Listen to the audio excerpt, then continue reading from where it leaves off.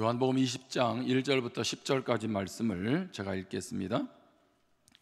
안식구 첫날 일찍이 아직 어두울 때에 막달라 마리아가 무덤에 와서 돌이 무덤에서 옮겨진 것을 보고 시몬 베드로와 예수께서 사랑하시던 그 다른 제자에게 달려가서 말하되 사람들이 주님을 무덤에서 가져다가 어디 두었는지 우리가 알지 못하겠다 하니 베드로와 그 다른 제자가 나가서 무덤으로 갈새 둘이 같이 다름질하더니 그 다른 제자가 베드로보다 더 빨리 달려가서 먼저 무덤에 이르러 구부려 세마포 놓인 것을 보았으나 들어가지는 아니하였더니 시몬 베드로는 따라와서 무덤에 들어가 보니 세마포가 놓였고 또 머리를 쌌던 수건은 세마포와 함께 놓이지 않고 딴 곳에 쌌던 대로 놓여 있더라.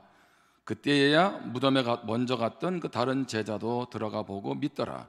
그들은 성경에 그가 죽은 자 가운데서 다시 살아나야 하리라 하신 말씀을 아직 알지 못하더라. 이에 두 제자가 자기들의 집으로 돌아가니라. 아멘. 이 부활절이 우리의 일상의 삶의 회복으로 이루어질 줄 믿습니다. 부활의 주님이 우리의 신앙의 회복으로 우리를 인도해 가실 줄 믿습니다. 여러분, 요즘 세대는요 척을 안 합니다. 척. 우리 세대만 해도 체면 문화가 남아 있죠. 밥을 안 먹어도 먹은 척을 합니다. 안 괜찮아도 괜찮은 척을 합니다. 그런데 요즘 세대는 자기 의사 표현이 분명합니다. 너무 분명하다 보니까 어떤 때는 정이 없는 것 같이 느껴지기도 하고요. 너무 자기중심적이 아닌가 그런 생각을 하게 됩니다. 자, 그런데 이러한 모습들은 신앙에 있어서 긍정적인 측면이 있습니다. 예전 세대는요 안 믿어도 믿는 척을 했습니다. 부모 생각해서 교회 나오고 믿는 흉내라도 냈습니다. 그런데 지금 세대는 그렇지 않아요. 안 믿으면 안 믿는다라고 그렇게 이야기를 합니다. 어떻게 예수님이 믿어지지 않는데 내가 믿는다라고 할 수 있겠나? 솔직하게 자기 의사를 표현합니다. 믿음에 대해서 내가 믿는다면 믿는 표를 낸다는 거 참 중요하죠. 근데 안 믿는데 믿는 척을 하게 된다면 그것은 엄청난 불행입니다. 여러분, 그런 면에서 볼 때 이 솔직함이라고 하는 것은 척을 하지 않는다는 것은 신앙생활에 있어서 아주 중요합니다. 신앙을 척하는 것만큼 위험한 것이 없기 때문에 그렇습니다. 사람이 무엇을 믿고 사느냐에 따라서 인생 전체가 결정됩니다. 다시 말합니다. 내가 무엇을 믿느냐가 인생 전체를 결정한다는 것입니다.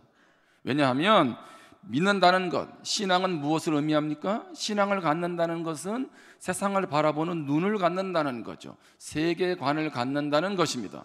자, 그러한 세계관을 통해서 모든 삶에 일어나는 일들에 대해서 관점을 갖게 되는 거죠. 그러니까 믿음이라고 하는 것은 의미 없는 것도 아니고 있으면 좋고 없어도 되는 것이 아니라는 거예요. 믿음의 사람과 믿지 않는 사람은 그래서 어떻게 보면 이해할 수가 없는 영역이 존재할 수밖에 없습니다. 여러분, 우리는 어떤 세계관을 가지고 살아가야 되겠습니까? 오늘 부활하신 주님을 통해서 믿음의 세계관을 갖고 살아가시기를 주님의 이름으로 축복합니다. 여러분, 기독교의 신앙은요 복음을 받아들이느냐 받아들이지 않느냐에 달려 있습니다. 오늘 산분 복음을 통해서도 예수님이 우리 죄를 위해서 죽으시고 3일 만에 부활한 이 사실, 그분을 믿음으로 영생을 얻는 것이 우리에게 복된 소식임을 우리는 알고 있습니다. 왜 부활에 우리는 함께 모여서 부활의 주님을 찬양합니까? 그것은 부활의 신앙이 우리 신앙에 있어서 절대적인 키가 핵심이 되기 때문에 그렇습니다. 자, 예수님의 부활을 이야기하면 그것은 기독교에서나 하는 이야기다, 꾸며낸 이야기다, 신화와 같은 이야기다, 이렇게 생각하는 분들이 계십니다. 한번 따라합시다. 부활은 이성적인 증거들이 있다. 부활은 이성적인 증거들이 있다는 겁니다. 자, 예수님을 십자가에 못 박은 유대인들이 예수님의 부활을 인정하게 되고 예수님을 믿게 되지요. 교회는 예수님의 부활을 증거했습니다. 예수님도 부활하시고 나서 40일 동안 이 땅에 계시다가 하늘나라로 승천하셨습니다. 이렇게 부활을 증거하고 있습니다. 저는 오늘 본문을 통해서 두 가지 측면을 살펴보겠습니다. 첫 번째는 빈 무덤이 증거한다는 것입니다. 예수님의 부활은 예수님의 시신이 있어야 될 그 무덤에 시신이 없는 것으로, 그래서 빈 무덤 자체가 예수님의 부활을 증거한다는 거죠.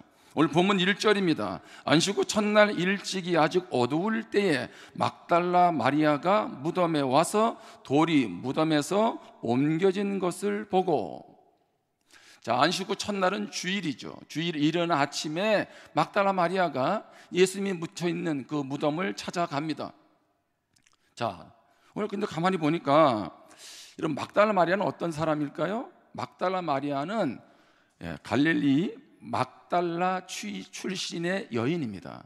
그래서 막달라 마리아예요. 원래 마리아는 귀신 들렸던 여인이죠. 근데 예수님께서 그를 치료해 주셨어요. 회복시켜 주셨죠. 그러니까 얼마나 그가 예수님을 사랑하고 예수님을 따랐겠습니까? 마가복음 16장 1절 2절에 보면 무덤에 이른 아침에 찾아간 것을 막달라 마리아뿐만 아니라 야고보의 어머니 마리아 살로메도 함께 갔다고 전해주고 있습니다. 자, 그런데 오늘 막달라 마리아만을 요한복음이 제시하는 것은 나름대로 이유가 있겠죠. 자, 그런데 오늘 말씀에 잘 보면 이제 무덤에 달려갔어요. 그런데 돌문이 열려 있는 거예요. 여러분, 그 자체가 이미 주님이 부활하시는 것을 드러내지 않겠습니까? 돌문을 이렇게, 무덤을 막아놓은 돌은 그냥 자그마한 돌, 한두 사람이 움직일 수 있는 그런 돌이 아니라는 거죠. 근데 그 돌문이 지금 움직여져 있습니다. 그리고 예수님의 있어야 될 시신이 그곳에 없게 되죠. 자, 막달라 마리아는 어떻게 해요? 이 사실을 이제 베드로하고 또 다른 제자, 아마 요한인 것 같아요. 사랑하는 제자, 이제 두 사람에게 달려가서 소식을 전하게 되죠. 우리가 잘 아는 것처럼 베드로는 신앙이 행동적입니다. 그래서 불이 나게 달려오죠. 누구와 함께? 또 다른 사랑하는 제자 요한과 함께 달려옵니다. 그리고 이제 베드로는 이성적으로 지금 판단을 하는 거예요. 정말 부활했나? 하지 않았나? 자, 요한복음 20장 2절입니다. 시몬 베드로와 예수께서 사랑하시던 그 다른 제자에게 달려가서 말하되. 누가요? 마리아가. 사람들이 주님을 무덤에서 가져다가 어디 두었는지 우리가 알지 못하겠다 하니. 자, 있어야 될, 무덤 안에 있어야 될 예수님이 지금 안 계신다는 거예요. 누가 지금 시신을 가져갔는지 모르겠다, 지금 이렇게 말하고 있는 것입니다. 자, 누군가 만약에 부활을 꾸미려고 의도적으로 했다면 여러분 어떻게 했을까요? 여기 한번 잘 보시면, 자, 우리 한번 요한복음 20장 6절을 보겠습니다. 시몬 베드로는 따라와서 무덤에 들어가 보니 어떻게 해요? 세마포가 놓여 있다라고 돼 있어. 놓였다. 여러분, 이게 왜 중요한가요? 자, 만약에 예수님이 부활한 것을 꾸며내려고 했다면, 이야기로 만들어내고 했다면, 자, 시신을 옮겨가는데 어떻게 옮겨가야 됩니까? 그냥 그대로 다 옮겨가면 돼요. 근데 지금 뭐는 남겨놓고 있어요? 우리로 말하면 수의는 그대로 두고 있는 거예요. 세마포는 그대로 두고 있는 겁니다. 아니, 시신을 옮겨가면서 수의를 다 벗겨버리고 그렇게 시신을 옮겨가는 것 보셨나요? 그런데 세마포가 그대로 놓여 있었다는 것이죠. 자, 요한복음 20장 7절입니다. 또 머리를 쌌던 수건은 세마포와 함께 놓이지 않고 딴 곳에 쌌던 대로 놓여 있더라. 자, 머리를 어떻게 해요? 자, 수의는 여기는 몸에다 입지만은, 세마포는 입지만은, 이제 머리를 다 수건으로 싼 겁니다. 마치 죽은 나사로를 살리실 때의 그 장면하고 똑같은 장면이에요. 그런데 놀라운 것은, 자, 수건이 어떻게 되어 있을까요? 쌌던 곳에 그대로 놓여 있었어요. 정확히 표현하면, 자, 머리에 수건을 둘렀는데 나선형으로 이렇게 감았단 말이에요. 감았는데 그게 그대로 놓여져 있었다는 거예요. 여러분, 이게 이해가 되세요? 지금 베드로가 지금 뭘 보고 있냐면, 예수님의 시신도 없어졌을 뿐더러 없는 건 알겠는데 어떻게 수위가 그대로 있냐는 거지.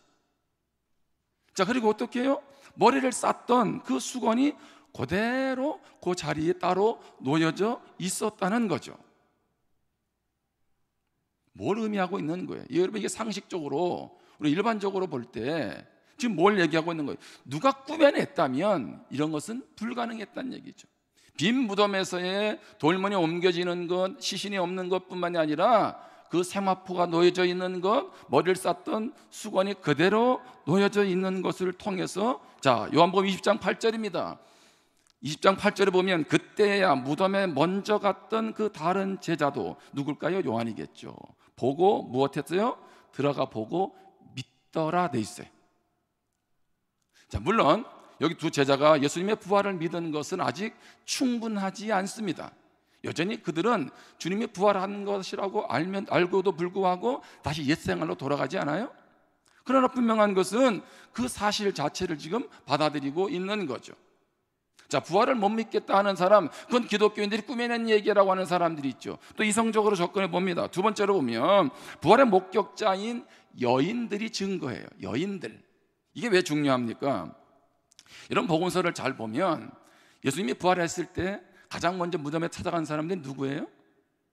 뭐 베드로도 아니고 요한도 아니고 다른 제자들이 아니고 여인들이잖아요. 오늘 여기 본문에 등장하는 막달라 마리아, 또 뭐 마리아, 또 다른 마리아, 살로메, 이런 여인들이라고 말하고 있지 않습니까? 그런데 복음서에서 여인들이 부활의 증인들로 기록되어 있다는 것은 예수님이 부활한 것이 맞다는 것을 증거한다는 거예요. 왜 그럴까요? 여러분, 이 당시에 고대 사회에서는 여자들은 법정 증인의 자격이 없었습니다. 자, 여자분들이 어떤 일에 대해서 난 저 사실을 보았다라고 증인으로 아무리 이야기해도 그것은 증거가 되지를 않아요. 인정이 되지 않는 겁니다. 자, 다시 말합니다. 오늘 여기 여인들이 예수님이 부활하셨다라고 이야기해도 이거는 뭐예요? 안 믿어지는 거예요. 안 받아주는 거예요. 예. 여러분, 그러면 부활을 꾸며서 한다라고 했을 때, 자작극이라고 한다면 어떻게 해야 되겠습니까? 자, 모든 사람들이 인정하는 남자들을 증인들로 세워야 되지 않겠어요?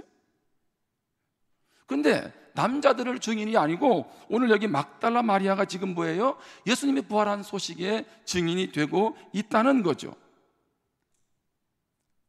다시 얘기합니다. 정말 부활을 자작극으로 꾸며낸 이야기로 만들려면 여기에 남자들이 무엇해요? 부활의 증인이 돼야 돼요. 그런데 굳이 여인들이 등장한 것은 무엇입니까?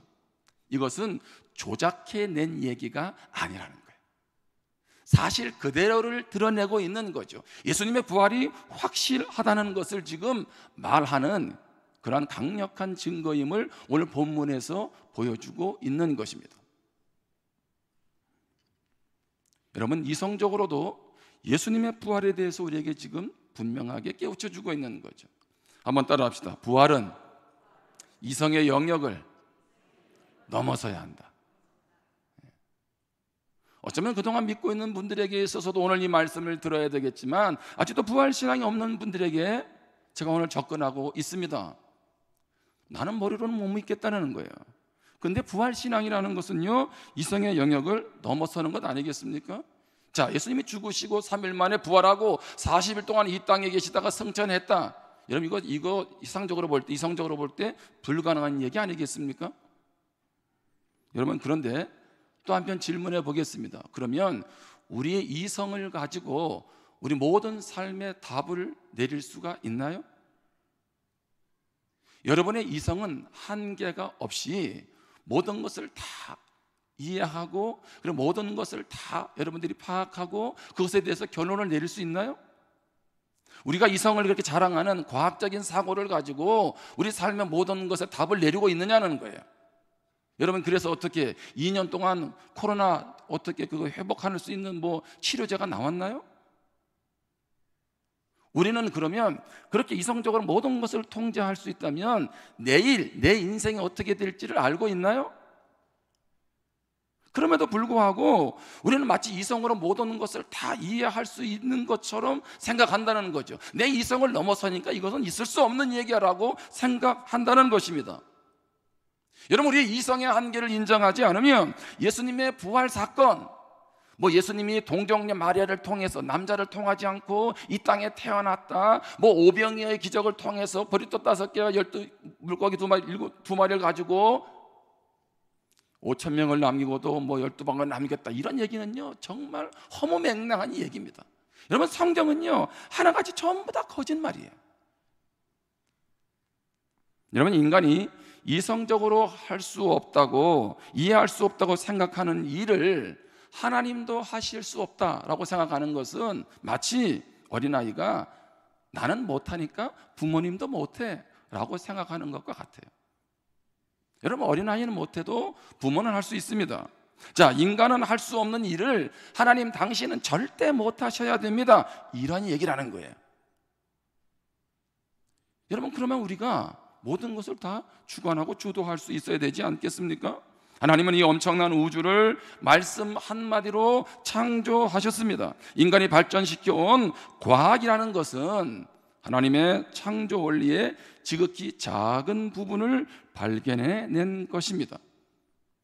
그 지식 안에 우주 전체를 창조한 하나님의 지혜가 들어있지 않다고 거부할 필요는 없다는 것입니다. 하지만 사람들은 자신이 아는 지식이 온 세상의 원리를 다 포괄할 수 있는 것처럼 맹신하고 있다는 거죠. 뿐만 아니라 그것만이 과학적이고 지적인 것이라고 착각하고 살아간다는 것입니다. 제가 이미 서론에서 예수님의 부활에 대해서 이성적으로 접근했죠. 근데 이성의 영역을 넘어서서 부활이 있음을 성경이 지금 말하고 있고 우리도 그것을 받아들여야 한다는 것입니다. 엄밀하게 말하면 불신앙은 없습니다. 다시 이야기합니다. 나는 하나님을 안 믿어, 그래 나는 불신앙이야, 아니요. 다시 얘기하는데 엄밀하게 말하면 불신앙은 한 사람도 없습니다. 무슨 얘기냐 하면 불신앙은 믿음이 없어서 불신앙이 아니라 믿음의 대상이 하나님, 예수 그리스도가 아닐 뿐입니다. 사람들은요 하나님이 없다는 자기 신념을 믿습니다. 불신앙을 가진다는 얘기는 없다는 얘기예요. 하나님을 믿지 않을 뿐이지 자기 신념, 내가 가지고 있는 생각, 내가 가지고 있는 주장 속에서 그것을 마치 뭐예요? 신앙처럼 믿고 살아가고 있다는 것입니다. 인간은 지성이 용납할 수 없는 합리성, 과학 안에서만 머물러야 하는 초라하고 제한된 존재가 아닙니다. 인간은 전혀 비과학적인 신화와 근거 없는 이야기에도 감동하면서 논리를 초월하는 직관에 의존하기도 합니다. 여러분은 부부싸움 할 때 이성적으로 하시나요? 부인이 열받으면, 남편이 열받으면 거기에 앉아가지고 자, 선은 이렇고 후는 이렇고 이야기하면 답이 없죠. 그때는 어떻게 해야 됩니까? 그냥 감정을 받아들여 주시잖아요. 감정을 받아주잖아요. 특히 남자분들은 여자분들은 이해가 안 되잖아요. 부부싸움 하다 보면 분명히 당신이 잘못했는데 논리적으로 접근해 가서는 이해가 안 되는 부분이 얼마나 많나요? 오늘 말씀도 뭐예요?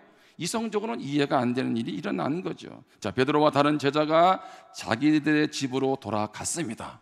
자, 요한복음 20장 11절 12절입니다. 마리아는 무덤 밖에 서서 울고 있더니 울면서 구부려 무덤 안을 들여다보니 흰옷 입은 두 천사가 예수의 시체 뉘었던 곳에 하나는 머리편에 하나는 발편에 앉았더라.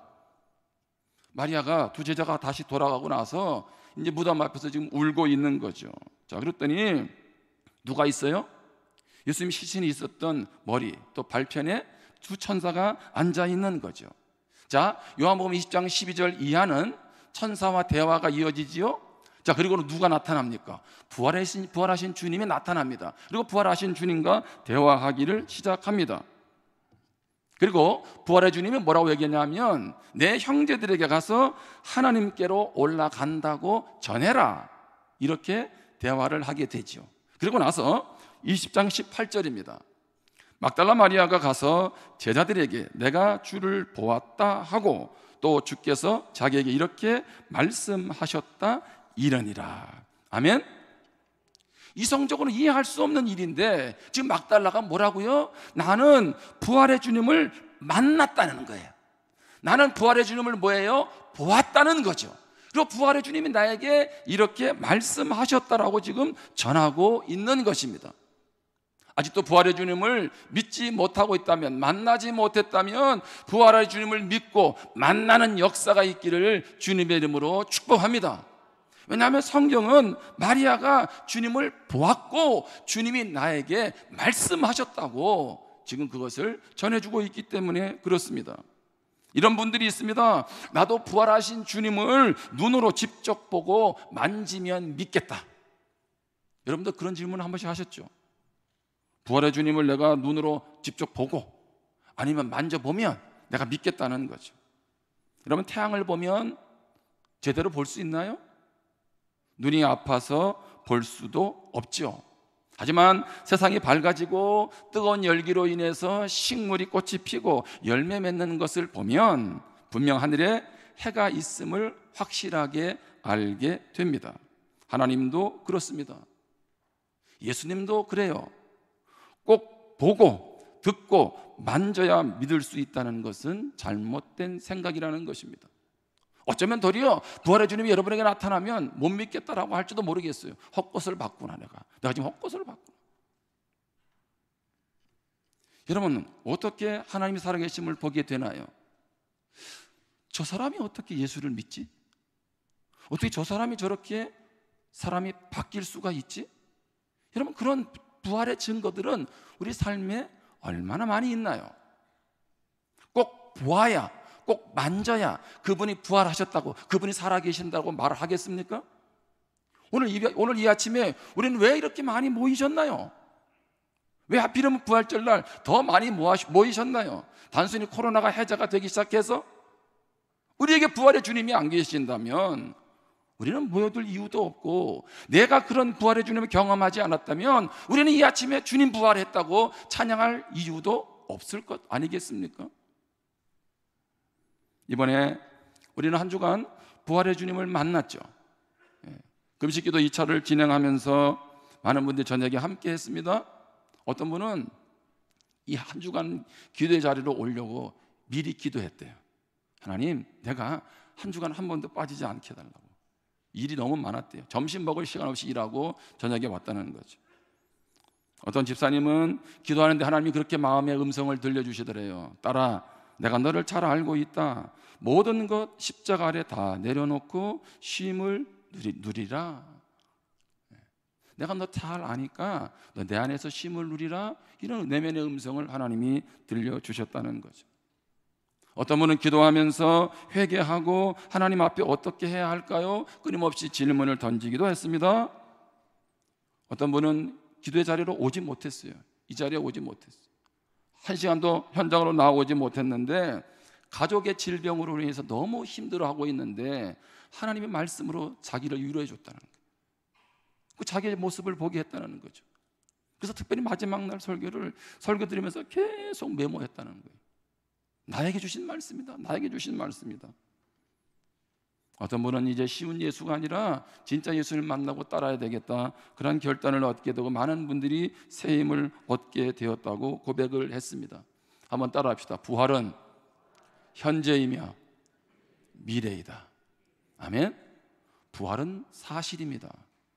그리고 부활은 오늘 우리 삶에서 만져지고 경험되는 것이고, 내일도 그 부활의 주님은 우리의 삶을 인도해 가십니다. 그래, 마지막으로 결론 내리는 것은 그럼에도 불구하고 우리 부활 신앙이 흔들릴 수 있잖아요. 여러분, 부활 신앙이 견고해지려면 성경에 기반을 두어야 돼요. 성경.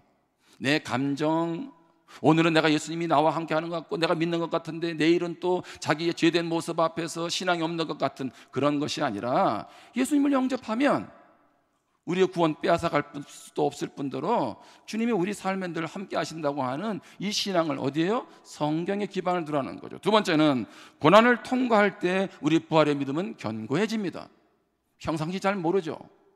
여러분들 힘들고 어려울 때 여러분 하나님 앞에 기도하잖아요.